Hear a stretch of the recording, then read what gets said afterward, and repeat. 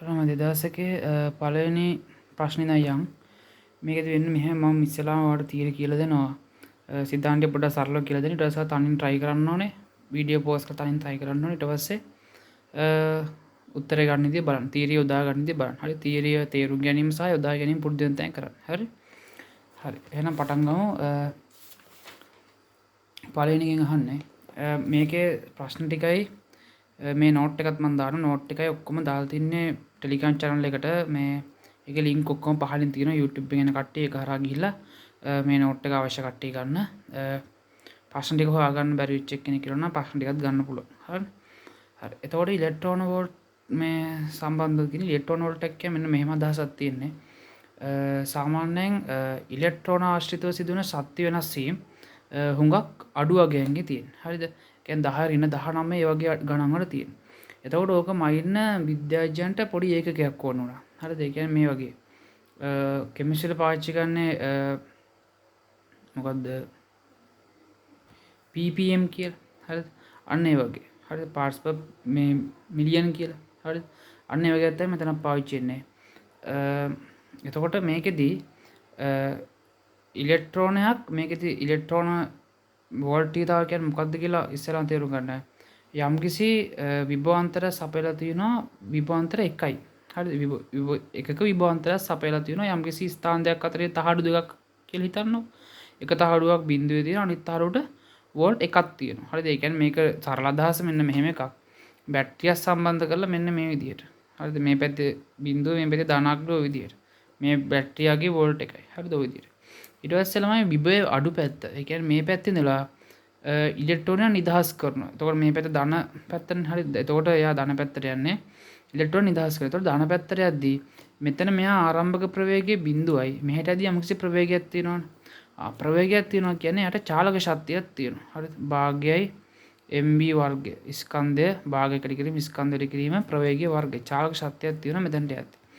හරි. එතකොට ඉලෙක්ට්‍රෝන විභවය කියන්නේ ඉලෙක්ට්‍රෝන වෝල්ටීයතාව කියන්නේ ඉලෙක්ට්‍රෝනයක් එකක විභවාන්තරයක් යටතේ අඩු විභවයේ සිට මුදා හැරිය විට එය අනිත් විභවය දක්වා ළඟා වීමේදී ඒ සතු වන ශක්තිය තමයි ඉලෙක්ට්‍රෝන වෝල්ටීයතාවය කියලා කියන්නේ. එතකොට මේකේදී පාවිච්චි වෙන්නේ වෝල්ටීයතාව එකක ශේෂ්ත්‍රයක් අනිත් එක පාවිච්චි වෙන ඉලෙක්ට්‍රෝනයක් ඉලෙක්ට්‍රෝනික ආරෝපණය 1.6.2 වැඩි කිරීම 10 කූලොම්. එතකොට මේකේ ශක්තිය අපිට මෙහෙම චාලක ශක්තිය හැසිරෙන් ගන්න පුළුවන්. අනික අතට අපිට ශක්තිය ගන්න පුළුවන් විභව වෙනස වැඩි කිරීම. විභව වෙනස එතකොට 1යි බිඳුව ඒ කියන්නේ 1 ඍණ බිඳුවනේ. හරි විභව වෙනස 1යි වැඩි කරන්න ඕන එක්කෙනෙක්ගේ ආරෝපණය. ඕකෙන් අපිට මෙයාගේ ශක්තිය ගන්න පුළුවන් ওই සූත්‍රය. හරිද? එතකොට මෙයාගේ ශක්තියට අපි අගයක් දෙනවා ඉලෙක්ට්‍රෝන වෝල්ට් කියලා. හරි. එතකොට මේකේ ඉලෙක්ට්‍රෝන වෝල්ට්ය අගය විභවාන්තර වෙනස 1යි වැඩි කරනවා ඉලෙක්ට්‍රෝන ආරෝපණය. හරි. එතකොට ඉලෙක්ට්‍රෝන වෝල්ටීයතාව කියන එක එනවා. හරි.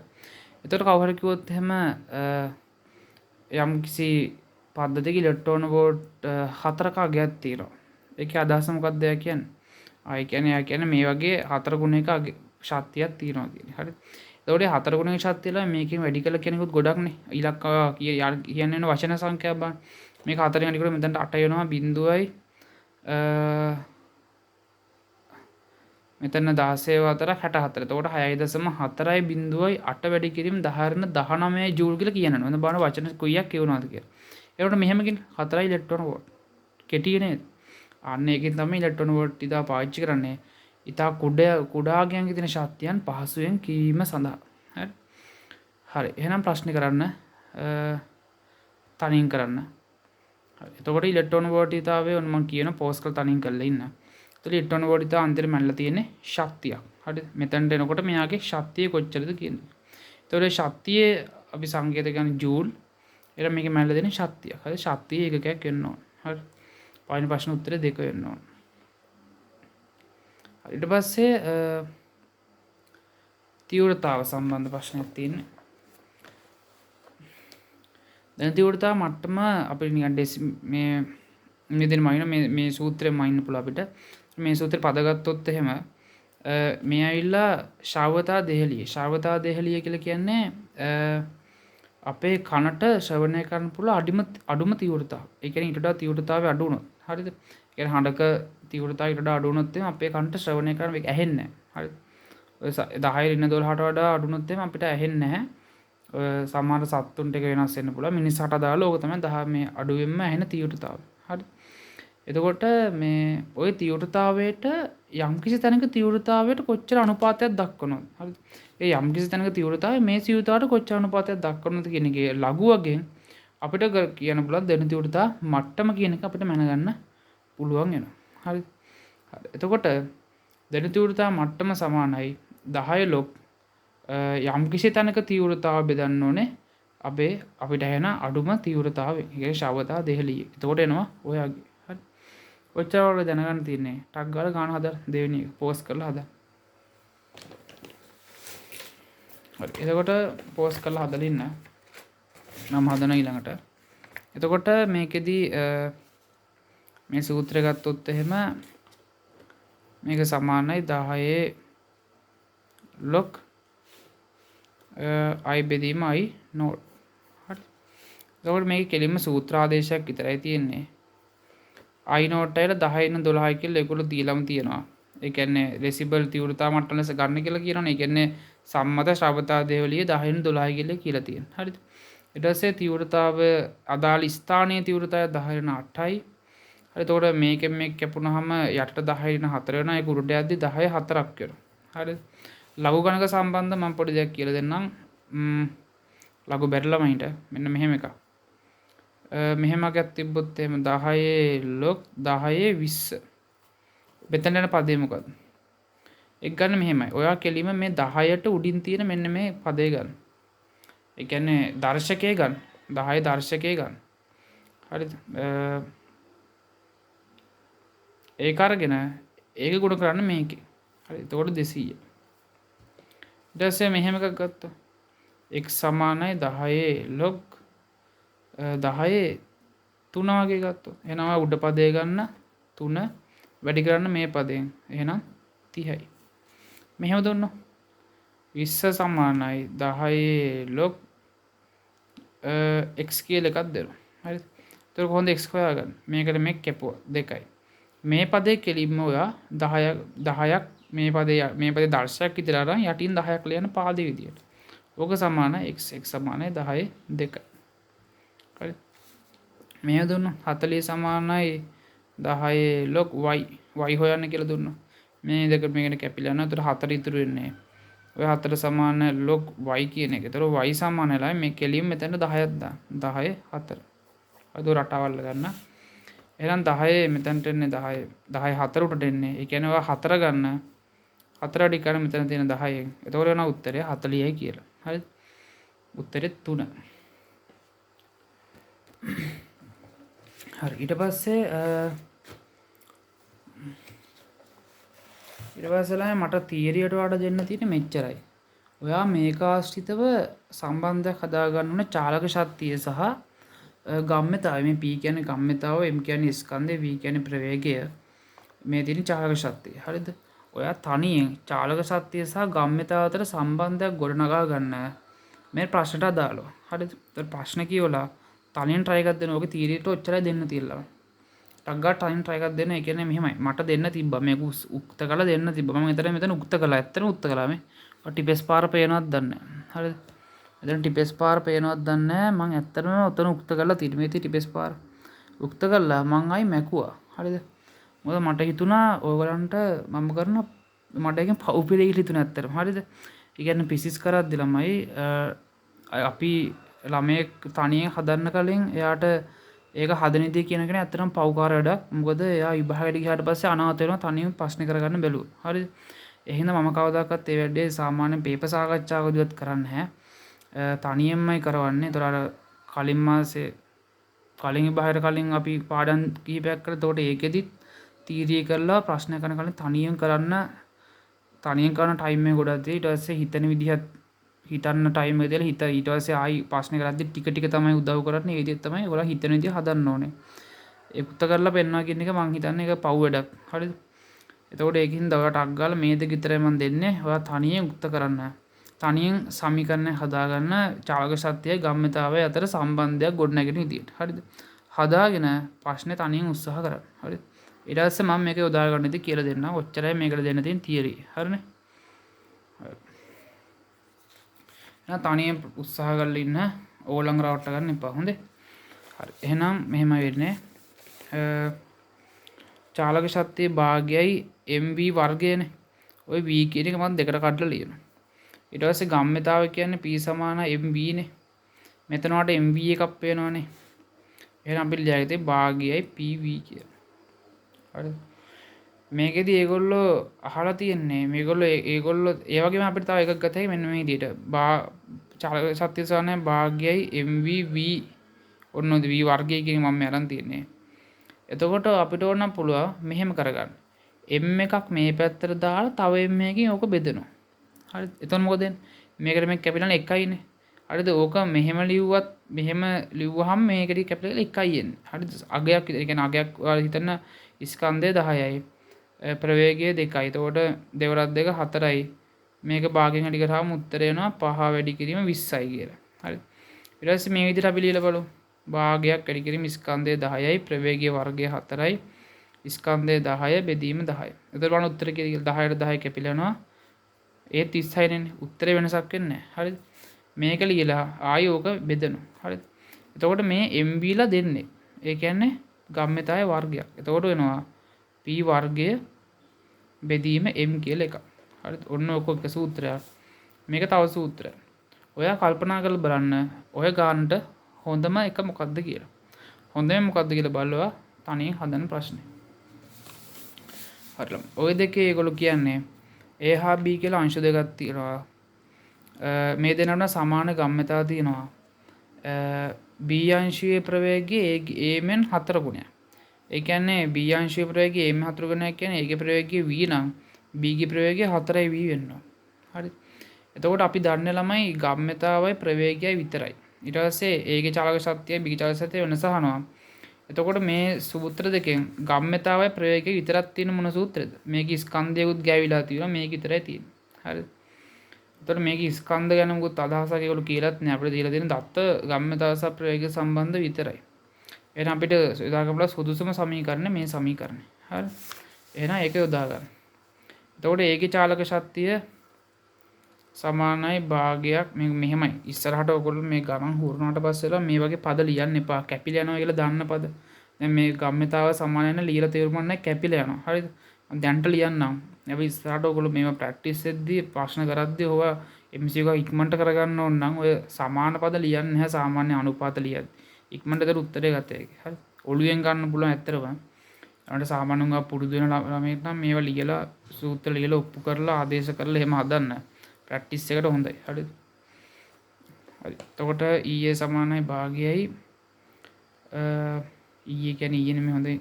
E වල ශක්තිය. මේ E වල චාලක ශක්තිය. P වැඩි කිරීම යාගේ ප්‍රවේගය V. හරිද? ඊට පස්සේ ඔක බෙදන්න B ගේ ප්‍රවේගය. හරිද?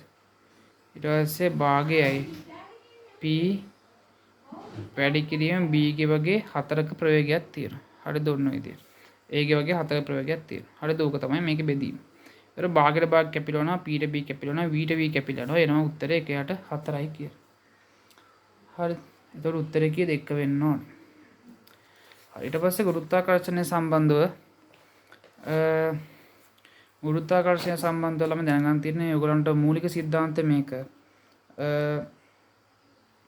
ගුරුත්වාකර්ෂණය ළමයි ගුරුත්වාකර්ෂණය මේ මොකද්ද මේක අහන්නේ මේක ස්කන්ධ කේන්ද්‍රය අහන්නේ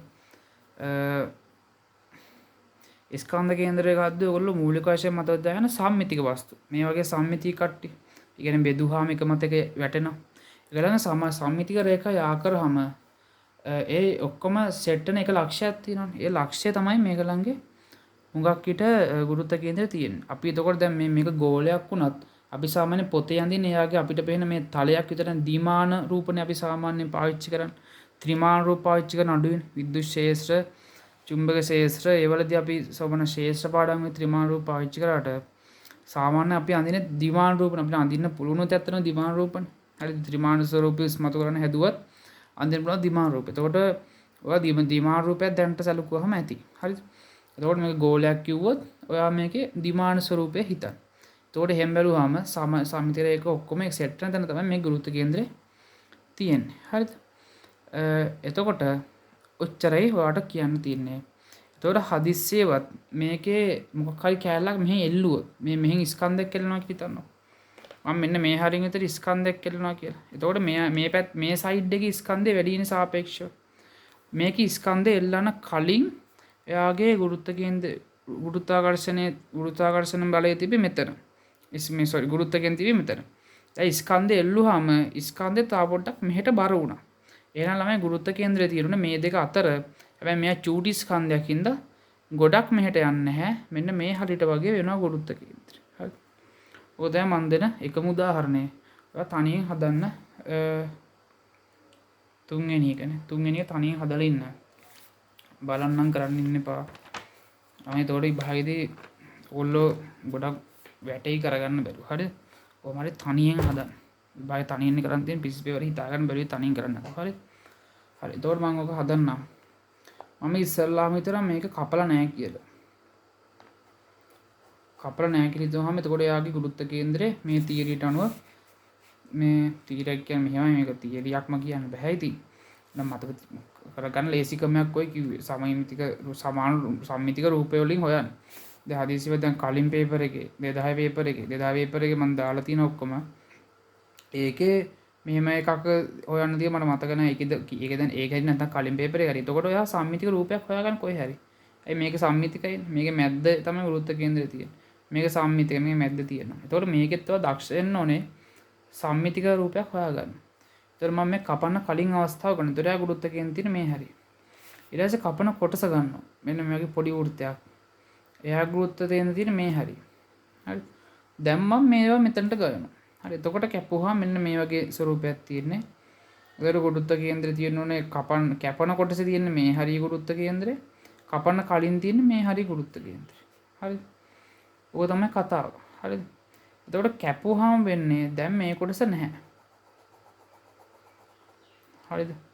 මේ කොටස නැහැ කියන්නේ හරිනම් ගුරුත්ව කේන්ද්‍රේ මේ ටික අයින් වෙලා මේ හරියටවත් යන්න ඕන. හරි. මේ ටික අයින් වෙච්ච එකනකොට මේ හරියටවත් යන්න ඕන. හරි. හැබැයි අවුල තියෙන්නේ මේ අවුල තියෙන්නේ අඩුම තරමේ මේ හරියටවත් යන්න ඕනේ. හැබැයි ඒ කියන්නේ මේ කොටස කැපුවාම දැන් සාමාන්‍යයෙන් මේකේ භාගයක් කැපුවා කියලා හිතන්න. අපි මෙහෙම කිව්වම මේ භාගයම කැපුවා කියලා. භාගයෙන් කැපුවා මේ කොටස විතරයි ඉතුරුනේ. එහෙනම් සමමිතික ලක්ෂයක් රේඛාවක් හොයාගන්න මෙන්න මේකනේ සම්මිතික. මේක ගානට එහෙම දෙකට මෙහෙම නවත්ත හැකි මේගොල්ලන් තීතයි. එතකොට ඔය රේඛාව උඩ තමයි කොහේ හරි ගුරුත්වකෙන් තියෙන්න ඕන. හරි. හැබැයි ඔයා බලන්න හොඳට මෙහෙම අපි තීරුතුරු වෙන් කරොත් මේ පැත්තට ලොකු ප්‍රදේශයක් හවු වෙනවානේ. එහෙනම් මෙන්න මේ හරි වගේ තමයි ඔයගේ ගුරුත්ව කේන්ද්‍රය ඇත්තේ මේ පාදමට ලං වෙන්න. හරිද? හැබැයි මෙතන වැඩේ තියෙන්නේ අර කපපු කෑල්ලේ තව මෙහෙට කෑලි ටිකක් තියෙනවනේ. ඔන්න ඔහොම. ඒකින්ද ළමයි ඕක මෙහෙටම යන්නේ නැහැ. මේ කෑලි හින්දා තව පොඩ්ඩක් ගුරුත්ව කේන්ද්‍රය මේ ස්කන්ධ පැත්තට යනවා. හරිද? මෙන්න මේ මැද්ද රේඛාවේ මේකයි අතර තමයි තියෙන්න ඕන. හරිද? ඒතකොට හැම බැලුවොත් එහෙනම් උත්තරේ මොකක්ද දෙන්න? උත්තරේ D වෙන්න ඕන. නේද? D නේද උත්තරේ? හරි හොඳයි උත්තරේ. ඒතකොට ස්කන්ධ ව්‍යාප්තිය අනුව ඒ කියන්නේ ස්කන්ධයක් කොහේ හරි වැඩියෙන් තියනවා නම් එයාගේ පැත්තට ගුරුත්ව කේන්ද්‍රය ළඟයි. ස්කන්ධයක් අඩුවෙන් නම් තියෙන්නේ එයාගේ පැත්තට ගුරුත්ව කේන්ද්‍රය ඈතයි. හරිද? අන්න එහෙම තමයි සලකන්න තියෙන්නේ. සම්මිතික රූපයක් නම් ගුරුත්ව කේන්ද්‍රය සම්මිතික රේඛා ආවෙන තැන ඔක්කොම සෙට් වෙන තැන තියෙනවා. හරි? ඔය ටිකකින් තමයි ගුරුත්ව කේන්ද්‍ර ප්‍රශ්න විසඳන්න තියෙන්නේ. හරි? ඒ තේරුම් ගන්න. ස්කන්ධය වැඩි නම් එයාගේ පැත්තට ගුරුත්ව කේන්ද්‍රය ළඟයි. ස්කන්ධය අඩු වෙන ගුරුත්ව කේන්ද්‍රය එයාගෙන් ඈතට යනවා. ඊට සම්මිතික රූපවල ඒගොල්ලන්ගේ ඔක්කොම සමමිතික රේඛා යා කරාම ඔක්කොම සෙට් වෙන මැද්ද තමයි ගුරුත්ව කේන්ද්‍රය තියෙන්නේ. හරි. කොච්චරයි ඔක හිතන්න තියෙන ගුරුත්ව කේන්ද්‍ර සම්බන්ධ ගැටලු වල. ඊට පස්සේ විද්‍යුත් චුම්බක ශේෂ සම්බන්ධ මම ඔයාලට මේක අඳින විදිය කියලා දෙන්නම්. මේ පැත්ත තමයි මම ශක්තිය වැඩි වෙනවා කියලා ගත්තේ. ශක්තියයි සංඛ්‍යාතව තියෙන අල්ලුවම සම්බන්ධය. හරිද? ඔක සමාන ලකුණක් දාගන්න ඕනේ. නියතයක් ඒකවල හඳුනන දෙන ප්ලාන්ක් නීතිය කියලා විභාගෙදී මේ අංක දෙනවා ඔයගොල්ලන්ට. එතකොට අනිත් එක තමයි B සමාන F ලැම්ඩා විද්‍යුත් චුම්බක තරංග වලට. විද්‍යුත් චුම්බක තරංග සාමාන්‍ය වාතයේදී ඔක්කොම ප්‍රවේගය එකම අගයක් තියෙනවා. එතකොට මේක එකම අගයක් හින්දා හැම එකම f වෙනස් වෙන්නේ ලැම්ඩා අණු ප්‍රතිලෝම සම්බන්ධයක් තියෙන. හරි. එතකොට ප්‍රවේගය වැඩි නම් ලැම්ඩා අඩුයි. ඒ වගේම f කියන එක ප්‍රතිලෝම අනුලෝම සමානුපාතිකයි ස්කන්ධයට. එහෙම වුණොත් ශක්තිය කියන ප්‍රතිලෝම සමානුපාතික තරංග ආයාමයට. මේක තමයි මේවල තියෙන හිතන්න තියෙන සම්බන්ධතාවය තර්ක කරන්න තියෙන සම්බන්ධතාවය ඕක. E අනුලෝමයි f අනුලෝමයි එකයට ලැම්ඩා. ඔක තමයි සම්බන්ධතාවය. හරිද? ඕකෙන් තමයි හිතන්න තියෙන්නේ. ඉස්සලාම මෙතන අද ගන්නවා රතු. හරිද? රතු වලට වඩා අඩුයි අදෝ. සංඛ්‍යාතයෙන් හිතන්නේ. හරි? අදෝ අඩුයි. එහෙනම් මෙහි අදෝ රත්. සංඛ්‍යාත මෙහෙට වැඩි වෙන්නේ ශක්තිය මෙහෙට වැඩි වෙන්නේ.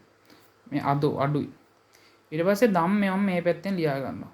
වැඩි පාරයි පට්ටයි. හරි වැඩි කියන්නේ පට්ටනීයයි කියන්නේ වැඩි. හරිද? එහෙනම් මේ පැත්තෙන් පාර ජම්බුල්. ඊටසේ නිකම් මේක නිකම්ම කියලා මතක තියාගන්න s ගැමා කියලා. හරිද? මෙතනින් x කියන ඊට පස්සේ ගැමා කියලා. ගැමා කියන වල සංඛ්‍යාතය හුඟක් වැඩි. ඊටසේ මේ පැත්තට ගාවොත් කරන්ට් එක ගාන අඩුම කාගේද? FM රේඩියෝ වලනේ. ටීවී වලට රේඩියක් ගාන අඩු ඉන්නේ. සාපේක්ෂයි ඉතින්. මං කියන්නේ සාමාන්‍ය එකම වර්ගයෙන් ගන්න ගියොත් එකම වර්ගයෙන් කියන්නේ සාමාන්‍ය ගන්න ගියොත් රේඩියක් ගාන අඩුයි. ඊට වඩා ටීවී එකක් ගාන අඩුයි. හැබැයි මෙහෙම එකක් තියෙනවා. very කියන එකටත් වඩා වැඩි high කියන එක. ultra කියන එක. එතකොට මේක very high frequency, ultra high frequency මේ ඔක්කොම TV තරංග. හරිද? එතකොට ultra ගුවහම එයාගේ සංඛ්‍යාතය very කියන එකට වඩා වැඩි. හරිද? ඊට පස්සේ මෙතනට ශුද්ධ තරංග නැත්තම් මයික්‍රෝවේව් කියන එක එනවා. හරිද? ඔය තමයි මෙතන ලියා ගන්න තියෙන්නේ. හරිද? ඔය විදිහට තමයි ඒක යන්නේ. හරි. එතකොට මේගොල්ලන්ගේ සාමාන්‍ය වාතයේදී ප්‍රවේගය එකයි. මම මේක ලියලාම එව්වේ නැහැ ළමයි. ඔයගලන්ට ලියන විදිහ පෙන්වන්න ඕන හින්දා ඉස්සෙල්ලාම රතු කියන එක ලියා ගන්න. ඊට පස්සේ යාට වඩා සංඛ්‍යාතය අඩුයි කියන එක මෙයාව ලියා ගන්න. ඊට පස්සේ ධම් කියන එක ලියාගෙන ඊට වඩා සංඛ්‍යාතය වැඩි කියලා මෙයාව ලියා ගන්න. ඊට පස්සේ s කැමා කියලා කටපාඩමින් ලියලා දාන්න. ඊට පස්සේ මේ පැත්තට ගත්තොත් රේඩිය එකේ ගහන අඩුයි. එයාව අඩුවම පැත්තේ ලියා ගන්න. සංඛ්‍යාත අඩුවම පැත්තේ. ඊට වඩා ටීවී වල ගාන වැඩි. ටීවී වල තර්ක දෙකක් තියෙනවා. අල්ට්‍රා කියන්නේ වෙරි වලටත් වඩා වැඩි එක්කෙනා. එතන මෙතනට අල්ට්‍රා මේ high frequency මෙයාට very high frequency. මෙතන ශුද්ධ තරංග. හරි. මේකයි මේ දෙක තමයි අතන කටපාඩම් ගන්න තියෙන්නේ. ශුද්ධ තරංග දාන තියෙන තැන x ගැමා තියෙන තැන විතරයි. හරි. ඔයගලන්ට පුළුවන් නම් කතාවක් වගේ හදාගන්න. කතාවක් හදාගත්තොත් අපිටත් දාන්න. හරි. ওই විදියට. ඊට පස්සේ හරි එහෙනම් ඔයා ටක් ගාලා පස්වෙනි එක කරන්න. හරිද? මම සාමාන්‍යයෙන් හරි පස්වෙනි එක කරන්න.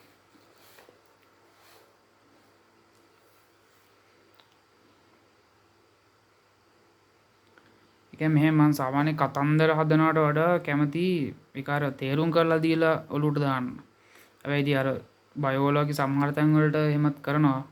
එක එක සම්බන්ධතා හදලා කරනවා ඉතින්. ඒනට ඒක ඊට වඩා ගොඩක් හොඳයි අර තේරුම් කරලා මතක හිට ඕනේ. ඒක එහෙම එකක් නැහැ ඉතින් බාහිර කොමල් ලියා ගන්න ඕනේ. ඒත් ඉතින් අර ලොකු මහන්සියක් දරන්න ඕනේ නැහැ වුණාම. තේරුම් අරන් මතක තියාගන්න. තේරුම් ගත්තා මත දැන් ලොකු මහන්සියක් ගන්න ඕනේ. හරි එහෙනම් පස්වෙනි එකවත් තනියෙන් කරලා ඉන්න. හරි එහෙනම් තනියෙන් කරලා ඉන්න. ඊට පස්සේ මං කියන එක බලන්න පෝස්ට් කරලා තනියෙන් කරන්න. ඊට පස්සේ මේකේ කියනවා පාර ජම්බුල කිරණ අදෝරත්න කිරණ එස් කිරණ ගුවන් විදුලි තරංග ගැමා කිරණ. ඔක්කොම මොනවාද? විද්‍යුත් චුම්බක තරංග. හරිද? ඊට පස්සේ මේකේ කියනවා සියලු තරංග විද්‍යුත් චුම්බක තරංගය. හරි. ඊට පස්සේ සියල්ලම නිදහස් අවකාශයේ එකම වේගයක්. එකම වේගයක් තමයි 3 වැඩි කිරීම 18ක් වගේ වෙන්නේ. හරි. ඊට පස්සේ දිගම තරංගායාමයක් ඇත්තේ ගුවන් විදුලි තරංග වලට. තමයි ලොකම අඩුම සංඛ්‍යාතයේ තියෙන ගුවන් විදුලි තරංග වලට. හරි. සංඛ්‍යාතයත් එක්ක ප්‍රතිලෝම සම්බන්ධයෙන් ගැමා තියෙන. එතකොට උඩ පදේ වැඩි මේක වැඩිම වෙනවා කියන්නේ මෙහා අඩුම වෙන්න ඕන. හරි උදාහරණයක් 10 බෙදීම 2 උත්තරේ කීයද 5යි 10 බෙදීම 4 උත්තරේ කීයද 2.5යි 10 බෙදීම 5 උත්තරේ කීයද 2යි හරිද එතකොට මේ යටපදේ ගත්තොත් මෙයාට වඩා මෙයාගේ යටපදේ වැඩි මෙයාට වඩා මෙයාගේ යටපදේ වැඩි යටපදේ වැඩිම එක්කෙනාගේ මේ පැත්තේ තියෙන එක්කෙනාගේ ගාන අඩුම ගාන. උඩින් ගත්තොත් අඩුම ගාන තියෙන මෙයාගේ. ඒ අඩුම ගාන තියෙන එක්කෙනාගේ එහා පැත්තේ එක්කෙනා යටපදේ තියෙන වැඩිම ගාන. හරි. ඒ කියන්නේ ළම මෙහෙ වැඩි වෙනකොට මෙහෙ අඩු වෙන්න ඕන. එතකොට මෙහෙ වැඩිම එක්කෙනා බලන්න 5. එයාද මේ එතන මෙයා බලන්න. එතන 2. මේ සෙට් එකම මෙයා තමයි අඩුම. ඒ කියන්නේ සංඛ්‍යාතයේ වැඩිම එක්කෙනාගේ තරංගායාමය හුඟක් අඩුයි. ඒ කියන්නේ තරංගායාම අඩුම එක්කෙනා හැවුවොත් මෙතන ගැමා තමයි තරංගායාම අඩුම එක්කෙනා. එතකොට තරංගායාමය වැඩිම වෙන්නේ සංඛ්‍යාතයේ අඩුම එක්කෙනාගේ තමයි තරංගායාමය වැඩිම වෙන්න ඕන. සංඛ්‍යාතයේ අඩුම එක්කෙනා FM රේඩියෝ. එතන යාගේ තමයි තරංගායාමය දිගම වෙන්න ඕන. හරි. ඔය විදිහට තමයි හිතන්න තියෙන. එහෙනම් උත්තරේ 3ම හරි කියන එක. පස්වෙනි එක. ඊට පස්සේ 6. හට දල වල දැනගන්න තියෙන මෙච්චරයි. උෂ්ණත්වය වැඩි වෙද්දී නේ පරිමා ප්‍රසාරණය සිද්ධ වෙනවා. හරිද? පරිමා වැඩි වෙනවා. හරිද? එතකොට වැඩි වෙන එකට අපි පරිමා ප්‍රසාරණය සංගුණය කියලා එකක් දාගෙන ඔය වැඩි වෙන එක ළම මේ අනුලෝම සමානුපාතිකයි උෂ්ණත්ව වෙනසට. ඒ වගේම වැඩි වෙන එක අනුලෝම සමානුපාතිකයි මුලින් තිබ්බ පරිමාවට. හරිද? එතකොට ඔය අතර සම්බන්ධයක් ගොඩනගා ගන්න යද්දී අපිට හදාගන්න මෙන්න මේ වගේ සම්බන්ධයක්. හරිද? එතකොට මෙතනට අපි නියතයක් දා ගන්නවා පරිමා සංගුණිකය කියලා. හරිද? උෂ්ණත්ව පරිමා සංගුණිකය. හරි. එතකොට ඕක තමයි එක මේ උෂ්ණත්වයයි පරිමාව වැඩි වීම අතර සම්බන්ධය. ඊට පස්සේ තේරුම් ගන්නවා රසදිය උෂ්ණත්වමානයක් කියන්නේ සිලින්ඩරයක් නේ උඩ. අපි කේශය නලයන් තියෙන නලයක අපිට සිලින්ඩරයක් විදිහට සලකතයි.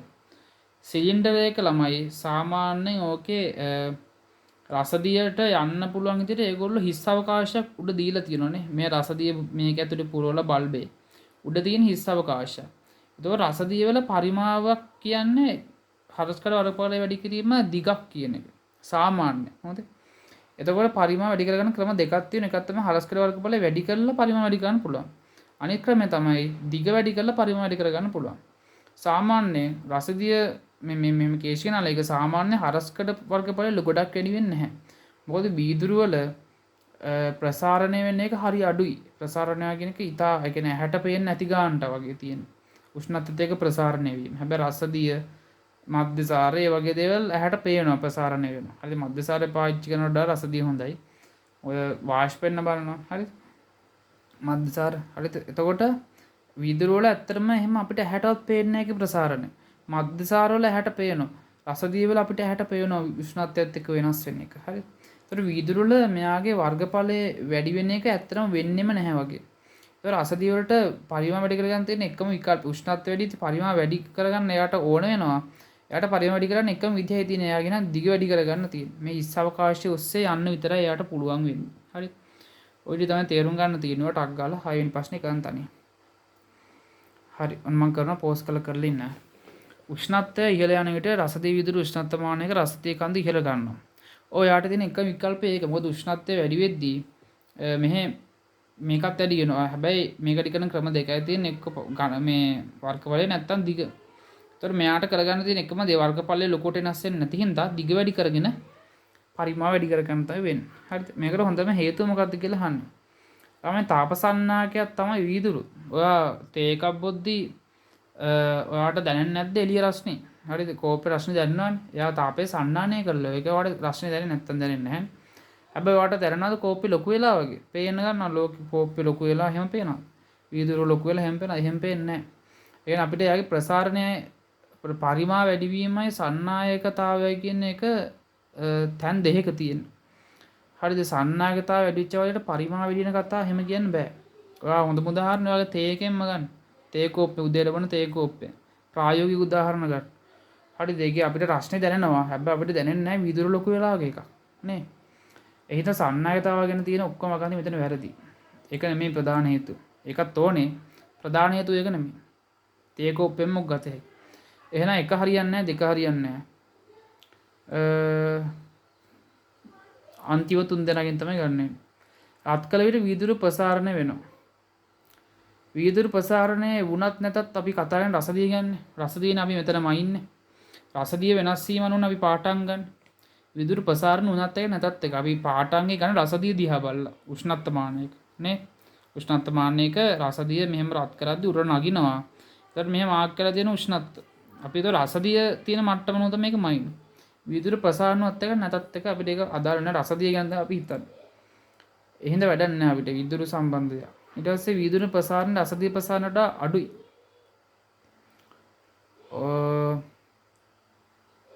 ඒක පොඩ්ඩක් තියන්න. පස්වෙනි එක උෂ්ණත්වය වැඩි වීමත් සමග රසදිය ප්‍රසාරණය ඒකාකාරී වේ. උෂ්ණත්වය වැඩි වීමත් රසදිය ප්‍රසාරණය ඒකාකාරී හරි ඒකාකාරී නොවුන හරි මොකක් හරි එයා කියලා දෙන උෂ්ණත්වය වැඩි වීමත් රසදිය ප්‍රසාරණය වෙනවා කියන්නේ. හරිද? ඒ උත්තරේ වැරද්දක් නැහැ. වැරද්දක් කියන්න බෑ පස්වෙනි එකේ. හැබැයි අපි තෝරන්න සාමාන්‍ය හොඳම උත්තරේනේ. හතරවෙනි එකේ මෙහෙම එකක් කියනවා. ඒ කියන්නේ හතරවෙනි එකේ මෙහෙම එකක් කියනවා. මේ වගේ දෙයක් කියන්නේ තොරතුරු වැඩිම උත්තරේ. ඒ කියන්නේ මෙහෙමයි. කවුරු හරි කියනවා ඒක හොඳ කාර් එකක්.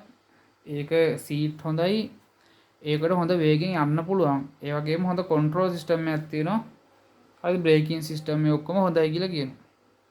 හරිද? එහෙම කියනවා. තව එක්කෙනෙක් කියනවා කාර් එකට යන්න පුළුවන් කියලා. හරිද? ඔයාගේ හිත වැඩියෙන් ඇදිලා යන්නේ කොතනද? ඔයාලට වැඩියෙන් තොරතුරු හම්බුනේ කොතනද? අතනටනේ අර මම මුලින් කිව්ව එක. හරිද? එතකොට තව එක්කෙනෙක් මෙහෙම කියනවා. කාර් එකක් තියෙනවා. කාර් එක යන්නේ පෙට්‍රල් වලින් කාර් එක යන්නේ බැටරි වලින් එහෙම කියලා කියනවා. කාර් එකක් තියෙනවා. කාර් එක යන්නේ බැටරියෙන් කියලා කියනවා. ඊට පස්සේ තව එක්කෙනෙක් කියනවා කාර් එකක් යනවා කියලා. හරි. දරුවා කාර් එකක් ගන්න නැ මිනිස්සෙන් නම් ඔයා කාර් එකක් යනවා කියව එකට දවස් හිතන්නේ කාර් එකෙන් බැටරියෙන් ඉන්නේ මං කිය මේ කාලෙත් එක්ක. කාර් එක බැටරියෙන් යනවා කියන එක හරිද? එතකොට ඒ වගේ ළමයි ප්‍රශ්නෙක උත්තරයක් තොරද්දි තොරතුරු වැඩි. හරිද? ඒගොල්ලෝ අහන දෙයට සමීපම උත්තරය තමයි අපි තෝරන්න ඕනේ. එතකොට මෙයා කියලා තියෙන්නේ මෙහෙම කතාවක්. 4 5 සැලකුවොත්. එයා කියලා තියෙන්නේ උෂ්ණත්ව මම උදාහරණ දෙයක් ගන්න මේ විදිහට. එක අවස්ථා රසදී උෂ්ණත්වමානය ඉස්සෙල්ලාම මෙහෙම තියෙනවා. හරිද? ඊට පස්සේ මෙහෙම වුණොත් එහෙම හදිස්සියවත් වීදුරුවත් ප්‍රසාරණය වෙනවා මෙහෙම. ඕන්නෝම ප්‍රසාරණ වෙනවා වීදුරුවත්. මෙහෙම තිබ්බම මෙහෙම උඩ. දැන් රසදියේ තියෙන්නේ මෙච්චරෙන් ළමයි. රසදිය මුලින් තිබ්බ ප්‍රමාණය මෙච්චර. ඒක උපරිම ප්‍රසාරණවත් එයාට මේ මෙන්න මේ වගේ සීමාවකට නේද යන්නේ. එයා ප්‍රසාරණය වුණා. මේ වගේ සීමාවකටයි. හරි. එතකොට පාඩංගේ කියව ගන්න පුළුවන් ද වීදුරු ප්‍රසාරණය වුණා නම්. කියව ගන්න බෑනේ. అది උඩට යන්නේ නැහැනේ. කියව ගත්තත් ළමයි මෙතන පොඩි යගයක් තියෙන. කියන්නේ දෝෂය වැඩි. අද දෝෂය අඩු වෙනවා නම් ලොකු පාඩංකයක් ගන්න ඕන. හරි. දෝෂය කියන්නේ කුඩාම මිනුම මෙදියෙන් පාඩංකය. හරි. හරිද ඔය විදියට. මේ එතකොට ඒක හරියන්නේ නැහැ. එහෙනම් වීදුරු ප්‍රසාරණය වෙලා බෑ. ප්‍රසාරණය වුණාට කමක් නැහැ. හැබැයි ඊට චූට්ටක් ප්‍රසාරණයට අවුල නැහැ. ගොඩක් ප්‍රසාරණුවත් අපිට වෙන ලොකු පාඨාංකයක් කියව ගන්න වෙන්නේ නැහැ. හරි. ඒකින්ද මේකේ ඊට පස්සේ ඊළඟ එකෙන් මොකද්ද කියන්නේ? ඊළඟ කියන්නේ රසදිය ප්‍රසාරණය වේ. ඉතින්ලම මේ අවස්ථාව මෙහෙම අවස්ථාවක් වෙන්නත් පුළුවන්. පස්වෙනි එකකින් කියන විදිහට. මොකද එහෙම වුණා රසදිය ප්‍රසාරණය වෙලා මේ මෙතන මුලින් තිබ්බ ඩොට් එකකට වඩා මේක ප්‍රසාරණය වෙලා ඒක හරිනේ. ඉතින් ඒක මෙහෙම අවස්ථාවක් වෙන්නත් පුළුවන් එයා කියලා තියන්නේ. ඒ වගේ මෙයා මෙහෙම අවස්ථාවක් වෙන්නත් පුළුවන් කියලා තියෙන විදිහට ගොඩක් ප්‍රසාරණය වෙලා නැතුව මෙහෙම අවස්ථාවක්. එතකොට අපිට අවිනිශ්චිතයි උත්තරේ. පස්වෙනි උත්තරේ අවිනිශ්චිතයි. මෙහෙම අවස්ථාවක් වෙන්න පුළුවන් මෙහෙම අවස්ථාවක් කියලා පුළුවන්. හැබැයි හතරවෙනි උත්තරේ යා හරියටම කියනවා ඒක මෙහෙම අවස්ථාවක් කියලා. ඒ කියන්නේ විදුලිය ගොඩක් ප්‍රසාරණය වෙලා නැහැ. රසදිය තමයි උඩට නැගලා තියෙන්නේ. හොඳ පාඩකයක් කියව ගන්න පුළුවන් කියලා හතරවෙනි උත්තරේ හොඳ උත්තරයක් දෙනවා එයා. ඒ කියන්නේ අපිට අවිනිශ්චිතතාවයක් නැහැ. සැකයක් නැහැ. හරියටම දන්නවා වැඩේ හරියට වෙලා කියලා.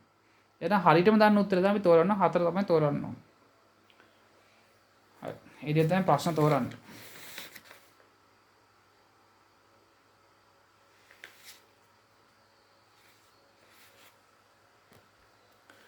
හරි. එහෙනම් උත්තරේ 4 වෙන්න ඕන 6ට.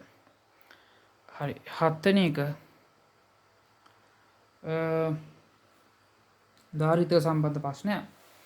ඉස්සල්ලාම දැනගන්න දාලිත්‍ය කියන්නේ තහඩු ළමයි. ඒවල ආරෝපණ ගබඩා කරගන්න පුළුවන් විභවාන්තරයක් දුන්නාම එයා ආරෝපණ ගබඩා කරගන්නවා. හරිද? එතකොට ඔය එයාගේ ආරෝපණ ගබඩා වෙනවා. ඊට පස්සේ විභවාන්තරයක් දෙන්න ඕන. එයාගේ මාර ගබඩා කිරීමේ හැකියාවක් යම්කිසි ප්‍රමාණයක් තියෙනවා. එතකොට ඒකට අපි කියනවා C කියලා ගබඩා කිරීමේ හැකියාව. ඔය තුන් දෙනා අතර සම්බන්ධයක් ගොඩනගා ගත්තාම ඔය ගබඩා කිරීමේ හැකියාව කියන එක වැඩි වෙනවා ආරෝපණ වැඩි වෙද්දී. එතකොට ආරෝපණ ගොඩක් දරා ගන්න පුළුවන් කියන්නේ ගබඩා කර ගැනීමේ හැකියාව වැඩි කියන්නේ. ඒ වගේම විභවාන්තරය අඩු වෙද්දී ගබඩා කිරීමේ හැකියාව වැඩි වෙන. ඒ කියන්නේ ප්‍රතිලෝම සම්බන්ධයක් තියෙනවා. ඕවත් එක්ක මෙයාගේ සූත්‍රයක් හදා ගන්නවා Q සමානයි CV කියලා. හරි මේව දාලා බලන්න. හරි. එතකොට මේක තමයි ඒක. ආරෝපණය ධාරිත්‍යකයේ ධාරිතාවය සහ ධාරිතාවය කියන ගබඩා කරගන්න බල හැකියාව දරා ගැනීම හැකියාව. ඊට පස්සේ විභවාන්තරයට සම්බන්ධ ඕක. ඊට පස්සේ අනිත් කාරණේ මෙයාගේ ශක්තිය තහඩු දෙකක් නෙලා තියෙන සන්නායක තහඩු දෙක. එතකොට සන්නායක තහඩු දෙකක් වුණාම එක්කෙනෙක්ගේ විභවාන්තරය අපි හිතමු 0යි කියලා. මෙහෙම බැටරියක් දාලා තිබ්බ අනිත් එකේ විභවාන්තරය V කියලා. එතකොට ඔයගේ සාමාන්‍ය විභවාන්තරය අපි ගන්න ඔය දෙන්නගේ එකතු අරගෙන දෙකෙන් බෙදනවා. සාමාන්‍ය ප්‍රවේගය ගන්නේ කොහොමද? ආරම්භ ප්‍රවේගය අවසාන ප්‍රවේගය කරන් දෙකට බෙදලානේ ගන්න. නැත්නම් ස්ථාන කී බෙදලා තිබ්බොත් ඒ ඔක්කොම ප්‍රවේගය ටික ස්ථාන ගානෙන් බෙදලා එහෙමනේ ගන්න සාමාන්‍ය ප්‍රවේගය ගන්න. මේකේ සාමාන්‍ය විභවය ගන්නෙත් ඔහොම ගන්නවා. එතකොට මෙයාගේ ශක්තිය ගන්න ළමයි එක ආරෝපණය මෙයාගේ ගබඩන ආරෝපණ ප්‍රමාණය වැඩි කරන්න ඕනේ සාමාන්‍ය විභවාන්තරය. නිකම් විභවාන්තරය නෙමෙයි. හොඳ තීරි හරියට ඉගෙන ගන්න. සාමාන්‍ය විභවාන්තරය ගන්න. හරි නිකම්ම විභවාන්තරය නෙමෙයි. එහෙම ගත්තොත් වැරදි. සාමාන්‍ය තහඩු දෙක අතර දෙන විභවාන්තර සාමාන්‍යයි. හරි.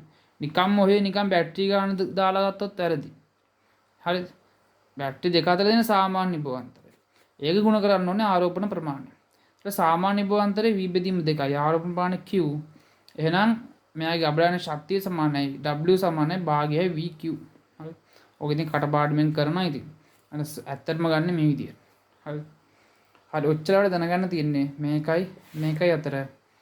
ඔයා තනියෙන් ප්‍රශ්න කරලා උත්තරේ ගන්න. හරි. මෙතනවල උත්තර කිරීමක් කියම කරගන්න තියෙනවා. හරි ඉතින්ලා අපි අර ගම්මිතාභාව චාරශාස්ත්‍රයට සම්බන්ධයක් හදාගත්තේ. ඒ වගේ කරගන්න එනවා ඉතින් ඒව හදාගන්න හරියට. හරි ඒ ප්‍රශ්නෙම්ම ඒ ප්‍රශ්නේ අනුසාරයෙන් තමයි මේක උත්තර කිරීම අර සූත්‍ර දෙක ගන්න තියෙන සම්බන්ධය ගොඩනගා ගන්න තියෙන්නේ. දැන් 23 ළමයෙක් වුණත් මේ දෙක කිව්වම ඇති. ඔයා ඊට පස්සේ සම්බන්ධතාව තනියෙන් හිතලා හදාගන්න ඕන. කරලා නැති පාඩමක් වුණත් ඔයා තනියෙන් ඒක මම දත්ත ටික දුන්නට පස්සේ ඔයා ඒක තනියෙන් උත්තර කරගන්න ඕන. මේක හිතන්න ඕන. තනියෙන් හිතලා කරන්න. මට ඇත්තට එහෙම කරන්න හිතෙන්නේ නැහැ නේ අපරාධයක් ඒකයි. හරි තනියෙන් කරන්න. තනියෙන් උත්තර කරලා සම්බන්ධතාවය ගොඩනගා ගන්න ඕන. මම කරන් යනවා.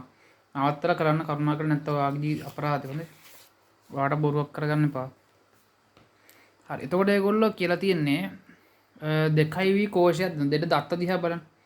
විභවාන්තරය 2V. හරිද? එහෙනම් එක තාඩුවක් දෙකේ තියෙනවා අනිත් තාඩුව බිඳුවේ තියෙනවා. ඔහොම සම්බන්ධ කරොත්. විභවාන්තරයක් දුන්නා. ඊට පස්සේ ඒක අතරට ධාරිත්‍යයක් දිහා දෙනවලු එකයි මයික්‍රෝ හරි. ඔය විදියට. හරි එතකොට මේකේ දත්ත ටික ලකුණු කරන්න ඉස්සෙල්ලාම මේ විදිහට 2 වෝල්ට් ඊට පස්සේ 1 මයික්‍රෝෆැරඩ් කියලා ලියුවාම ළමයි මේකේ සම්මත සංකේත දාන්න. එතකොට මයික්‍රෝ වලින් අදහස් කරන 10 ඍණ 6ක් කියන එක. හරිද? ඒ විදිහටම දාන්න. එතකොට දන්නේ අපි C දන්නවා. V දන්නවා. එතකොට මේ සූත්‍ර දෙක දාගන්නවා තනියෙන්ම උත්තර කරලා ඉන්න. හොඳේ මේක බලන්න එපා. මේක බාන්න කලින් තනියෙන් උත්තර කරලා ඉන්න. ශක්තිය සමාන අපි ඔය දෙක විතරයිනේ දාන්නේ. ඒක අපි කරගන්න ඕනේ මේ Q නැති කරගත්තා නම් හරි මෙතන. මොකද Q ගැන ඒගොල්ලෝ කිසිම අගයක් දීලා නැහැ. Q සම්බන්ධ කිසිම දත්තයක් දීලා නැහැ. දන්නේ V සහ C විතරයි. එහෙනම් මේක Q නැති කරගන්න. අපිට දැන් හොයන්නත් ඕනේ ශක්තිය. එහෙනම් ඔයා මෙතන Q වෙනුවට ආදේශ කරන මෙතන CV කියන එක. හරි. Q කියන CV කියලා නිතරම භාග ශක්තිය සමානයි V Q වෙනුවට CV. W සමානයි භාගයයි CV වර්ගය. හරිද? ඔකට ආදේශ කරලා නිකන් උත්තරය ගන්න තියෙන්නේ ඉතින් ඒකට. භාගයයි වැඩි කිරීම C කියන්නේ 1 වැඩි කිරීම 10/6 V වර්ගය කියන්නේ 2 වර්ගය 4 කියන එක. ඒතර මේක උඩ තියෙන ළමයි මේ භාගයක් වැඩි කිරීම 1 වැඩි කිරීම 10/6 වැඩි කිරීම 2 වැඩි කිරීම 2 කොහොම. ඒතර මේකට එකක් කැපිලා යනවා. ඒතකොට 2 වැඩි කිරීම 10/6යි ශක්තිය ජූල්. හරිද? උත්තරේ 3 වෙන්න ඕනේ. හරි. තනියම කරන්න අනේ තනියෙන් කරන්න ඕනද? ඊට පස්සේ යනවා 7 කරා අපි 8ට යමු. 8ත් පොඩි තීරයක් කියලා දෙනවා වියෝග ප්‍රවේගය කියන්නේ මොකක්ද කියන එක. හරිද? වියෝග ප්‍රවේගය. escape කියන එක වියෝග කියන එක හරිද ඉංග්‍රීසි මීඩියම් කට්ටියට. ඒ කියන්නේ ඒකෙන් බේරනවා කියන්නේ. ඒ කියන්නේ මේ ශේෂ්ත්‍රය මේ ස්කන්ධ කියන ඇතුළත තියෙන ගුරුත්වාකර්ෂණ ශේෂ්ත්‍රයෙන් අයින් වෙලා යනවා කියන එක. නිදහස් වෙනවා කියන වියෝගයක් වෙනවා කියන. හරි දෙන්නෙක් වෙනවා කියන්නේ වියෝග වෙනවා කියන. හරි එතකොට ඒ වගේ. එතකොට වියෝග ප්‍රවේගයක් කියන්නේ මේ ගුරුත්වාකර්ෂණ ශේෂ්ත්‍රය යම්කිසි ස්කන්ධයක වලට තියෙන ගුරුත්වාකර්ෂණ ශේෂ්ත්‍රයෙන් මිදෙන්න පුළුවන් මිදෙන්න නම් හරිද මිදෙන්න නම් එයාගේ ස්කන්ධය මතදී ගන්න ඕනේ ප්‍රවේගය. ඒ කියන්නේ උදාහරණයක් මේ වගේ. ඔයාට ඔයා හිතන්න මෙහෙම මොකද්ද ගන්න? ඔයා කාටුන් වල දැකලා තියෙනවද මෙන්න මෙහෙම එකක්. අර ටොම් ඇන්ඩ් ජෙරි වල වගේ. ඒ කියන්නේ මෙහෙම පොඩි බොහොම එකක් තියෙනවා. මේකේ නිකන් සීසෝ එකක් වගේ එකක් තියෙනවා. හරි මෙතන බල්ලා හරි පූසා හරි මොකා හරි ඉන්නවා. ඌව ගිහිල්ලා මේ උඩ ගහකවත් දාන්න නම් කාටුන් වල තියෙන වගේ සිද්ධි උඩ ගහකවත් දාන්න නම් මෙයාකා මෙහෙට පයින්න ඕන විදිහක් තියෙනවා. හරි ලොකු වේගකින් පැන්නොත් ගහ උදන්ට කියලා වඩනවා. නැත්තම් ඔය සමහරකට පෙන්වන්න නිකන් හද ගාවින් ඔහොම එනවා වගේ කාටුන් වල. කියන්නේ ලොකු ප්‍රවේගයක් දුන්නොත් එහෙම වෙනවා. ඒලම අපි මේ ෆිසික්ස් වලදී ගන්න ශක්තිය. ලොකු ශක්තියක් දුන්නොත් එයා වැඩි විභව ශක්තියක් ලබාගෙන කියන්නේ ගොඩක් ඉහළට යනවා. හරිද? එහෙනම් මෙතන දෙන ශක්තිය තමයි වැදගත්. ඒතරයි මෙතන ලොකු ශක්තියක් දුන්නොත් මෙතන අපිට දෙන්න ලොකුම ශක්තිය මොකක්ද? චාලක ශක්තිය. ලොකු ප්‍රවේගයක් දෙන එක ඇත්තටම වෙන්නේ. ලොකු ප්‍රවේගයක් දුන්නොත් ලොකු චාලක ශක්තියක් වෙනවා. චාලක ශක්තිය කියන්නේ භාගය mv වර්ගය. ඒතර මෙයා මෙතනින් යන්න නම් මෙතනින් ඉවත් වෙන්න නම් මෙතන අපි ගමු මෙතනින් ඉඳන් මෙතන දුර අනන්තය කියලා ගන්න. හරිද? ඒ කියන්නේ අනන්තය කියන්නේ ගණන් කරන්න බෑ ලොකු දුරක්. හරිද? ඒ කියන්නේ ඇත්තටම මෙතනදී ගුරුත්වාකර්ෂණ ශක්තියක් නැහැ එතන. බිඳුවයි. මෙයාගේ බලපෑම නැහැ. මේ සම්පූර්ණ ශක්තිය බිඳුවේ. හරි දන්නේ එහෙම එක. එතකොට මේ හරියේදී මෙහෙන් යන්න මේකෙන් මිදෙන්න මෙයාගේ මතදී ගන්න ඕන අඩුම ප්‍රවේගය තමයි වියෝග ප්‍රවේගය කියලා කියන්නේ. හරිද? එතකොට ඔයාට කරන්න තියෙන්නේ මෙන්න මෙහෙම වැඩක්. මම පොඩි දත්ත ටිකක් දෙන්නම්. ශක්ති සංසිතිය දන්නව නේද? ශක්තිය කියන්නේ ඒ කියන්නේ එක තැනක තියෙන ශක්තිය එයා ගියාම අනිත් තැන තියෙන ශක්තිය හානියක් වුණේ නැත්තම් ශක්තිය ඒ කියන්නේ දැන් මේ විදිහට දැන් ඔයා ලිස්සන බෝට්ටුවක් පදිනවා කියලා හිතන්න. ලිස්සන බෝට්ටුව යනවා කියලා හිතන්න. මේ හරියද ඔයාට තියෙනනේ යම් කිසි විභව ශක්තියක්. ඊට පස්සේ මේක එන්න ගන්නවානේ. අපි මෙතන හිතමු ඔයාට විභව ශක්තියක් තියෙනවා කියලා විභව ශක්තියක් තියෙනවා. ඊට පස්සේ මෙතන එන්න ගන්නවා. එතකොට ඔයාට මේ හරියට ලොකු ප්‍රවේගයක් දෙනවා. ඒ කියන්නේ මෙතන චාලක ශක්තියක් තියෙනවා. මෙහෙත් අවස්ථා දෙකක් ගත්තොත් මේ මාර්ගය දිගේ ශක්තිය හානි වුනේ නැත්තම් මෙතනදී ශක්තිය මෙතන ශක්තියට සමාන වෙන්න ඕන. අන්න ඒ වගේ සිද්ධියක් මෙතන තියෙනවා. මෙතන මෙයාව මේකෙන් අයින් වෙලා යන මෙයාට මෙතනින් දෙන ශක්තිය මෙයා මෙතනින් අයින් වෙති තියෙන ශක්තියට සමාන වෙන්න ඕන. හරිද? එහෙනම් ඔයා මෙතන තියෙන ශක්තියින් සලකලා බලන්න. හරිද? මෙතන තියෙන ශක්තිය තමයි මේක තමයි ගුරුත්වාකර්ෂණ ශේෂ්ත්‍රයෙන් ඇති වෙන ශක්තිය. හරිද? ඒක අපි සංගණනය වින්න G කැපිටල් M කියන්නේ මේ ස්කන්ධය ලොකු ස්කන්ධය. ලොකු ස්කන්ධය තමයි මේ මෙතන ගුරුත්වාකර්ෂණ ශේෂ්ත්‍රය ඇති වෙන්නේ. ඊට පස්සේ ඒක වැඩි කරනොත් මෙතන තියෙන චූටි ස්කන්ධය. ඊට පස්සේ ඔක බෙදනවා මේ කේන්ද්‍රය ඉඳලා මෙයාට තියෙන දුරෙන් අරෙන්. හරිද? ඕන තමයි මෙයාගේ එතන ස්කන්ධය. මෙන්න ඍණාගයක් වෙන්නේ ඇයි? ඍණාගයක් කියලා මේක ගුරුත්වාකර්ෂණ ශේෂ්ත්‍රයේ මේ විශාල ස්කන්ධය මගින් මෙයා මත යොදන හින්දා. යොදන ශක්තියක් හින්දා. මෙයා මත යොදන බලයක් හින්දා ඇති වෙන ශක්තියක් හින්දා මේ ඍණාගයක් දාන්නේ. හරිද? ඒකත් පොඩ්ඩක් තේරුම් ගන්න. මෙතන චාලක ශක්තිය කියන්නේ මෙයා සතුව තියෙන එක. මේක මෙයා විසින් ඇති කරපු එකක් නෙමෙයි. මෙතන මේක මෙයා විසින් ඇති කරන බලයක් හින්දා ඇතිවෙච්ච එක. ඒ හින්දා එයා ඇවිල්ලා ඍණාගයක් වෙන්නේ. හරිද? ඒ කියන්නේ රොකට් එක උන තෙල් ටැංකිය රොකට් එකේනේ තියෙන්නේ. හරිද? කොහේ හරි. එයා විසින්ම ඇති කරා. ඒතකොට ඒක ඍණාගයක් වෙන එක ධනාගයක්. හරිද? ඒතකොට මේක ඇති කළා තියෙන්නේ මෙයා විසින්. ඒකින්ද ඒක ඍණාගයක්. හරි. එතකොට ඔහොම තමයි මෙයාගේ එතකොට මෙතනදී දෙන්න ඕන ප්‍රවේගය v e කියලා ගත්තොත් ඒ ප්‍රවේගින්ද ඇති වෙන මෙයාගේ චාලක ශක්තිය මේක. ඊට පස්සේ මෙතනදී මෙයා මේකේ යන්න ඕන දෙන්න ඕන අවම මෙතනදී බිඳුව වෙන්න මෙතනින් උදාහරණ දෙන්න ඕන. මෙතනින් උදාහරණ දෙන්න ඕන අවම ප්‍රවේගය තමයි වියෝග ප්‍රවේගය කියලා කියන්නේ. එතකොට දෙන්න ඕන අවම ප්‍රවේගය දුන්නොත් මෙතනින් මුදා හැරිද්දී මෙයාගේ ප්‍රවේගය බිඳුව වෙන්න ඕන. කියන්නේ මේ ශේෂ්ත්‍රයෙන් අයින් වෙන තැන මෙතන නම් මෙතනින් අයින් වෙද්දී මෙයාට ප්‍රවේගයක් නැති වෙන්න ඕන. දෙන්න ඕන අවම ගන්න යන්නේ. වැඩි ගානක් දුන්නොත් මෙතනදී ප්‍රවේගයක් තියෙනවා. එතනින් එහාට ගිහලා බිඳුව වෙනවා. හරි. එතකොට දෙන්න ඕන අඩුම ප්‍රවේගය දුන්නා මෙතන බිඳුව හින්දා මෙතන චාලක ශක්තියක් නැහැ. ඇයි භාගය මේක දාන්න එක නැහැ බිඳුව වෙනවා. චාලක ශක්තියක් නැහැ. විභව ශක්තිය ගත්තොත් මේකෙන් ඇතින බලය මේකෙන් ඇතින බලෙත් නැහැනේ ළමයි. මේකෙන් නිකුත් වෙන්නනේ මේ ප්‍රවේගය දෙන්නේ. ඒ කියන්නේ මෙයාගෙන් ඇතින බලයකුත් නැහැ. හැබැයි ඒක නැති වෙන්නේ කොහොමද? ඒක නැති වෙන්නේ G මේ එතකොට මේකේ ගුරුත්වාකර්ෂණ බලයෙන් ඇති වෙන ශක්තිය ගත්තොත් ඔහොම ගන්න ගබඩා වෙන ශක්තිය මේකේ යට දුර කේන්ද්‍රයට තියෙන දුර දාන්න. එතකොට කේන්ද්‍රයට තියෙන දුර ඇල්ෆා කියන්නේ අනන්තය කියලා කියන්නේ ඒ කියන්නේ එයාගේ මිදෙන්න එයාට එයාගේ බලය පතුරවන පුළ උපරිම සීමාව දක්වන සංකේතයක් මේකෙන් කියන්නේ. හරි. එතකොට එයාට ඒ උපරිම සීමාව දක්වුවට පස්සේ මේ සම්පූර්ණ පදේ බිඳුවක් වෙනවා. එතකොට මෙතනදී මෙයාට ඇත්තටම ශක්තියක් නැහැ ළමයි. හරි. හරි. එතකොට ඔයා ශක්ති සංසේතිය යොදලා මෙතන තියෙන ශක්තිය මෙතන තියෙන ශක්තිය සමාන කරලා ඔයා වියෝග ප්‍රවේගයට සූත්‍රය උක්ත කරන්න. හරි. තනියෙන් ඒ වැඩේ කරලා ටක් ගන්න. හරි. ඉක්මනට ගන්න. මේ කල නැති ළමයි උනක් කවන්නේ මේ පාඩම කරන්නේ 23 ළමයි ඉන්නනම් කරන්න. හරි. ඔන්න පටන් ගන්නවා.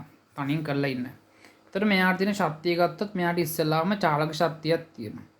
එතකොට මෙතනදී අර ස්කන්ධෙකින්ද ලොකු ස්කන්ධෙකින්ද ඇති කරන මේ ගුරුත්වාකර්ෂණ විභව ශක්තියක් තියෙනවා. ඊට පස්සේ උඩදී එයාට තියෙන්නේ චාලක ශක්තියකුයි ගුරුත්වාකර්ෂණ විභව ශක්තියකුයි තමයි. එතකොට මෙතන චාලක ශක්තිය ගත්තොත් වියෝග ප්‍රවේගයෙන් ඇති වෙන චාලක ශක්තිය භාගයේ VE වර්ගය කියලා ගන්නවා. ගුරුත්වාකර්ෂණ විභව ශක්තිය ඍණ GM බෙදීම R. මේ ලොකු ස්කන්ධේ මේ ලොකු එක්කෙනා ස්කන්ධේ මේ චූටි එක්කෙනා. ඊට පස්සේ මෙතන චාලක ශක්තිය බිඳුවයි ගුරුත්වාකර්ෂණ විභව ශක්තිය ඍණ කැපිටල් GM සිම්පල් M බෙදීම මේක අනන්තය හංගන පදේ. ඒ කියන්නේ මෙතන ඇත්තටම බිඳුවයි කියන එක තමයි. හැබැයි ඔයගොල්ලෝ මේක ලියන්න. එතන මේ ඔක්කොම බිඳුවයි වෙනවා. හරි. එතකොට භාගයයි MB වර්ගය ඍණ GMM බෙදීම R සමානයි බිඳුව.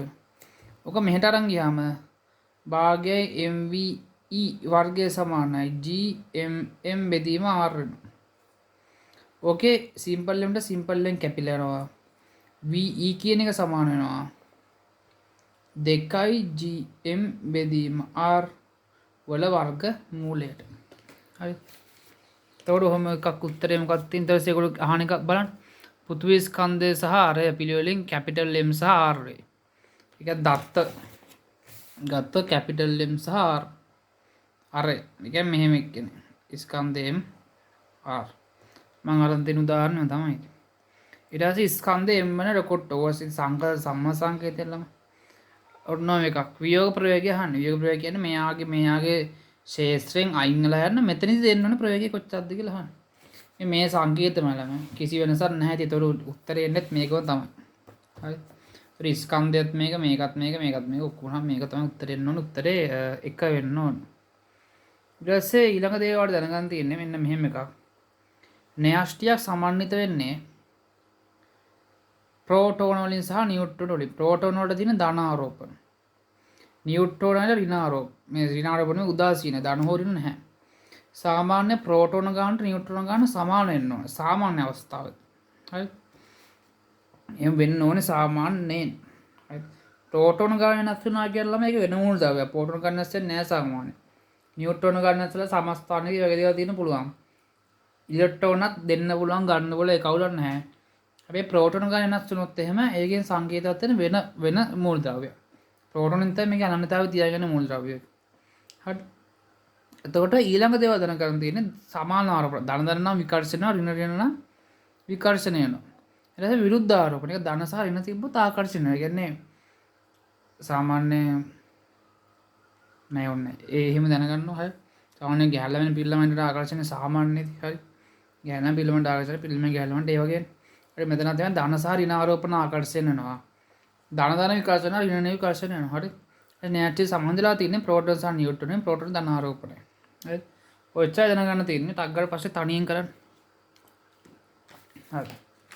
එතකොට කියන්නේ x කියන න්‍යෂ්ටියක් තියනවලු. ඒ කියන්නේ එයාගේ තියෙන දේවල් මොනවාද? ධන ආරෝපණ තියෙන ප්‍රෝටෝන තියෙනවා සහ උදාසීන කට්ටිය ඉන්නවා. ඔකට එල්ල කරනවලු ප්‍රෝටෝනයක්. එහෙනම් ළමයි මේකෙත් වෙන්න පුළුවන් එකම අවස්ථාව මොකද්ද? දන්න තියෙන. එහෙනම් අනිවාර්යෙන් විකර්ෂණ වෙන අවස්ථා ටිකක් තියෙනවා. කරුණ නැති ළමයි ආයෙ උත්සාහ කරන්න. විකර්ෂණය විතරයි මේක වෙන්න පුළුවන් විකර්ෂණයක් විතරයි. විකර්ෂණයක් වෙනවා කියන්නේ මෙහෙම විදිනවන ළමයි විදින හින්දා ඒ චාලක ශක්තියින්ද මෙයා යම් දුරක් යනවා. ඊට මෙයා කැමැත්තෙන් නෙමෙයි එන්නේ. පුළුවන් තරම් ඉක්මනට මේකෙන් ඈත් වෙන්න බලන්න. එක්ක මෙහෙම වෙන්න පුළුවන්. අනිත් පැත්තම හැරිලා ඒ විකර්ෂණින්ද මෙහෙම යන්න පුළුවන්. හැබැයි මේ විද්දට මෙහෙම යන්නේ කෙනා මෙයාගේ හැමෝම විකර්ෂණින්ද මෙයාව මගේ හැරලා යන්න පුළුවන්. හරිද? ඔය අවස්ථාවන් තමයි වෙන්න පුළුවන්. එක්ක මෙයා මගේ හැරලා මෙයාව පහු කරලා යන්න පුළුවන්. නැත්තම් මෙයාගේ පැත්තරවත් යන්න නැතුව හැරලා යන්න පුළුවන්. හරිද? ඒ කියන්නේ අකමැති එක්කෙනෙක් වගේ. ඒ වගේ එකක්. හරිද? කියන්නේ කැමති නැති පැත්තකට යනවා වගේ දෙයක් උතන තියෙන්නේ. ඒ කියන්නේ එක්ක මගේ හැරලා යනවා නැත්තම් ඒ පැත්තරවත් යන්න තියෙනවා. ඔය වගේ කියන්නේ විකර්ෂණ යන්න තියෙන්නේ. ධන විකර්ෂණ සමාන ආරෝපණ. හරි එතකොට 9 වෙනිකට ආයි පොඩි ටයි එකක් දෙන්න. කරුණ නැති කට්ටිය ආයි ටයි එකක් දෙන්න. මම උත්තරය ගන්න කියන්න කලින් ටක් ගාලා ඔයගොල්ලෝ පෝස් කරලා තනින් කරලා ඉන්න. එතකොට මේක දෙන්න පුළුවන් එකම දේ තමයි මේ විදිහට විකර්ෂණයක් වෙන්න පුළුවන්. හරිද? එතකොට P වලින් තියෙන්නේ ඈත් වෙලා මග හැරලා ගිහිල්ලා. හරිනේ. හරි ඒක වෙන්න පුළුවන්. Q වලදී තියෙන්නේ පැත්තට යන්න නැතුව ආයි ආපසු හැරලා ගිහිල්ලා. ඒකත් වෙන්න පුළුවන්. එයාගේ පැත්තට යන්න නැති කියන්නේ. ඊට පස්සේ S වල තියෙන්නේ ආකර්ෂණය. ඒක කීයටත් වෙන්න බෑ. මෙයාගේ පැත්තට හැරිලා තියෙන්නේ. මෙහෙම යන්න ඉන්න එක්කෙනා මේ පැත්තට හැරිලා. ආකර්ෂණය නැහැ ධන ආරෝපණ ආකර්ෂණය නැහැ ධන ඍණ තමයි ආකර්ෂණය. ඊට පස්සේ අන්තිම එකේ මෙහෙම මගේ හැරලා ගිල්ල ඒක වෙන්න පුළුවන්. වෙන්න බැරි එක මේක කියන S. ඊට පස්සේ 10 වෙනි එක. මේ ద్వාර සංකේත ටිකක් මතක තියාගන්න ඕනේ. මේ විදිහට තියෙන ద్వාරට කියන්නේ OR ద్వාරය. ඊට පස්සේ මේකට කියන්නේ AND ద్వාරය. මේක කියන්නේ NOT ద్వාරය. මේකට කියන්නේ XOR ద్వාරය. මේක කියන්නේ XNOR ద్వාරය කියන්නේ. හරිද? මේකේ මෙහෙමයි. මේකේ මම පොඩි විස්තරයක් කියන්නම්. මේකෙදි ළමයි සාරාංශයක් ගත්තොත් ඕර් වලදී ඒ කියන්නේ මේකට දෙන පදේ එක වෙලා මේකට දෙන පදේ බිඳු වුණොත් මෙයාගේ අගේ එකයි. හරිද? ඊට පස්සේ අවස්ථා දෙකක් සලකමු අවස්ථා දෙකක් සලකලා කියලා දෙන්නම්. මේක බිඳු වෙලා මේක එක වුණා මේක එක වුණොත් මෙතෙන්ට දෙන පදේ එකයි. හරිද?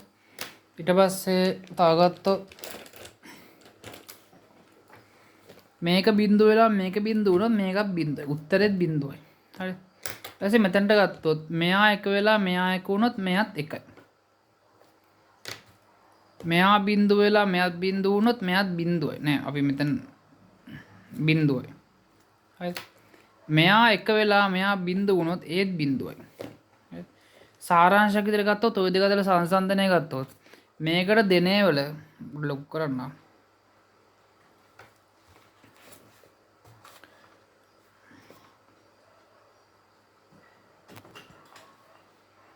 හරිද මේකට දෙනේවල මේ ඕර් ద్వාර දෙනේවල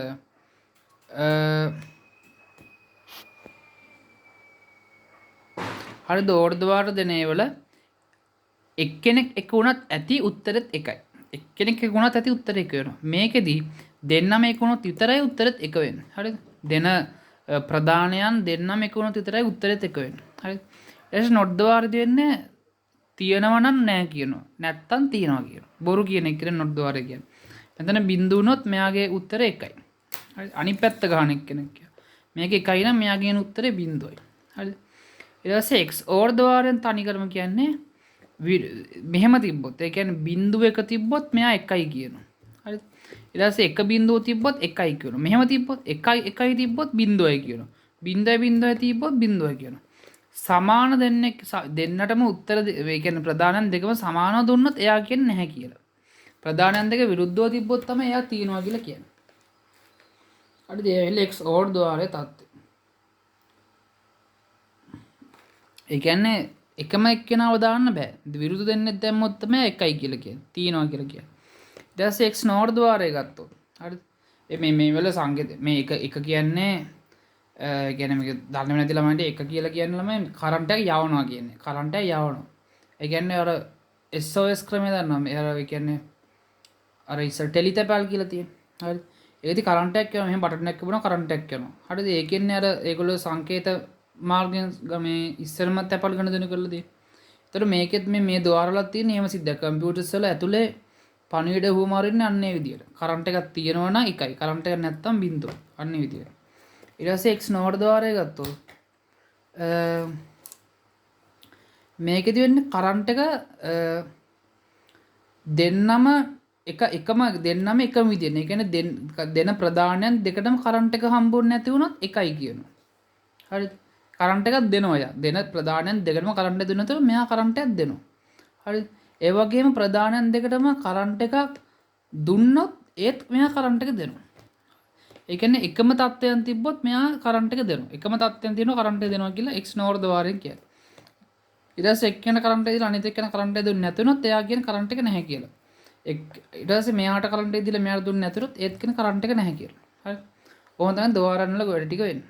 හරි. ඊට පස්සේ හරි. ඕක තමයි කියන්න තියෙන්නේ. ඒවට අග්ගා 10 වෙනි ප්‍රශ්න උත්සාහ ගන්න තනි 10 වෙනි එක. හරි. ඕකේ තියෙන ළමයි මෙහෙම එකක්. ඕර් ද්වාරයක් ඇඳලා පෝස් කරලා ඉන්න. ඕර් ද්වාරයක් ඇඳලා ඒ වගේ මෙතන ඔය ඕර් ද්වාරය ඔහොම. ඊට පස්සේ මෙතන තව ඩොට් එකක් ගහලානේ. ඩොට් එකක් ගහනවා කියන්නේ ඒකේ අදහස නොට් එකක් තියෙනවා කියන්නේ. නොට් ද්වාරයක් තියෙනවා කියන්නේ. හරිද? එතකොට මේකේ අදහස මේ ඩොට් එකක් එක තියෙන්නේ මොකක්ද දෙකමද? මේකක් තියෙනවා තමයි. හරිද?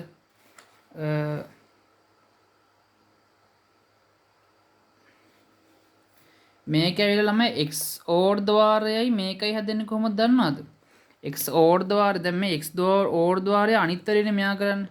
ඒ කියන්නේ x ඕර් ද්වාරයේදී දෙන්නම එක්කෙනෙක් වුණොත් මෙයා මේ බිඳුවයි කියනවානේ. මෙතනදී දෙන්නම එක්කෙනෙක් වුණොත් මෙයා කරන්ට් එකක් දෙනවා. මෙයාගේ අනිත් පැත්ත. එතකොට x නෝර් ද්වාරය හැදෙන්නේ ඇත්තටම මෙහෙම x ඕර් ද්වාරයට නොට් එකක් ගහලා. මෙයා කියන එකට අනිත් පැත්ත මෙයා කියන්නේ. හරිද? ඔන්න ඔහොම තමයි x නෝර් ද්වාරය හැදෙන්නේ. මට ඒක පොඩ්ඩක් කියන්න අමතක වුණා. හරිද? ඔන්න ඔහොම තමයි මේක හැදෙන්නේ. එතකොට මොකක් හරි එකක් අනිත් පැත්ත ගහන්න ඕන නම් අපි කරන්නේ නොට් ද්වාරයක් දාන එක. නොට් ද්වාරයක් තියනවා කියලා හොයාගන්න මෙන්න මේකේ. මෙන්න එතන පොඩි බෝලයක් වගේ තියෙන එකේ. හරිද? එතකොට මේක හැදෙන්නෙත් මෙන්න මේකට මේ වගේ නොට් කෑල්ලක් ගැහුවා. හරිද? x ඕවර් කියන එක නෝර් වෙන්නේ ඒකයි. හරිද? එතකොට මේකත් ඔය දීලා තියෙන එකත් නොට් දන්න එතන බෝලයක් ගන්න නොට් කියන එක. ඊට පස්සේ මේක ඕර්නේ. ඔන්න ඕක අපි ඕකට කියන්නේ නෝර් කියලා. හරි. හරි.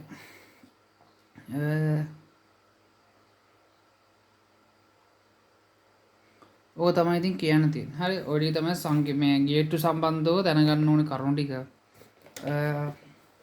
අපි ඒතර ප්‍රශ්න 10ක් කරා. හරිද? ඊළඟ දවසේ මේ ඊතර ප්‍රශ්න ටික කරන්නම්. මේක තියෙන්නේ තියරිය කියලා දෙන එකයි. ඔයා එක තනියම උත්සාහ කරන ඊට පස්සේ තියරිය යොදා ගන්න තිය කියලා දෙන එක. හරිද? ඔය වැඩ දෙක හරියට පුරුදු කරොත් හොඳ ලකුණු නැත හැකි.